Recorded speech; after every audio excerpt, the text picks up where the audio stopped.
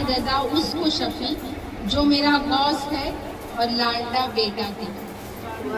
ایک بار یہ ہوا کہ دیکھیے حضرت غوث اعظم صرف دنیا میں نہیں، وہ تمام ابدال، تمام قطب، ہر وہ قطب کس کی ہے، یہ ساری چیزیں کافی لمبا ہے، وہ میں بعد میں بتاؤں گی، ابھی ان کو بھی تھوڑی ٹائم ہے۔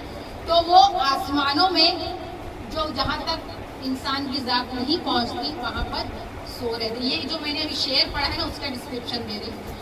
تو وہاں پر حضرت خضر علیہ السلام وہاں سے گزر رہے تھے، تو انہوں نے دیکھا کہ کوئی شخص پورا چادر تانے ہوئے سو رہا ہے۔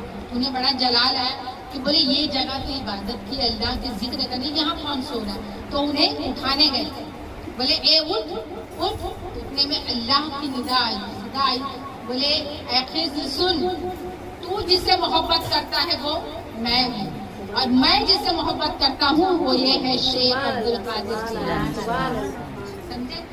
تو ایک بار حضرت غوث اعظم جو ہے راستے میں بیٹھے تھے، تو وہاں سے ایک فقیر کا گزر ہوا، اس نے کہا السلام علیکم ورحمۃ اللہ وبرکاتہ۔ تب حضرت غوث اعظم نے جواب دیا وعلیکم السلام ورحمۃ اللہ وبرکاتہ، وعلیکم السلام ورحمۃ اللہ وبرکاتہ۔ بولے میں نے تو تمہیں ایک ہی بار کہا، تم نے مجھے 2 بار کیوں جواب دیا؟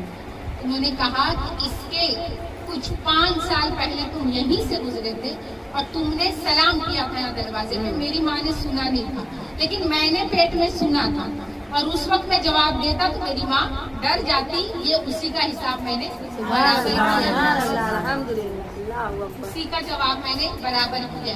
تو وہ تو دلوں کے بھیدوں تک کو جانتے، چھوٹی چھوٹی باتوں کو جانتے تھے۔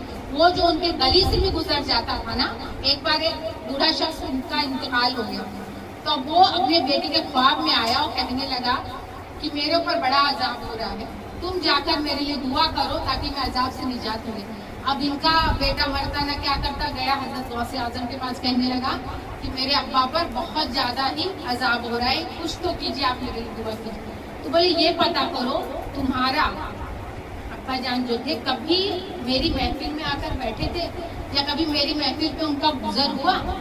کیونکہ اللہ نے یہ بات کہا ہے کہ جو بھی ان کی محفل سجائے گا میں اس کی شفاعت کروں۔ تو بولے کہ جاؤ پتا کرو۔ تو بولے میرے تو خیالوں میں نہیں کبھی وہ محفلوں میں آتے تھے، لیکن ہاں ایک بار کا واقعہ ضرور ہے کہ وہ آپ کی محفل میں شاید تشریف لائے تھے یا وہاں سے ان کا گزر ہوا تھا۔ بولے بس ترنت جان نماز بچھائی اور کہا کہ یا اللہ تو نے یہ بات کہا ہے کہ جو حضرت غوث اعظم کی محفل سجائے گا یا اس میں بیٹھے گا تو اس کی شفاعت میرے اوپر واجب ہے، تو اب ان کو آپ بخش دیجئے، ان کو معاف کر دیجئے۔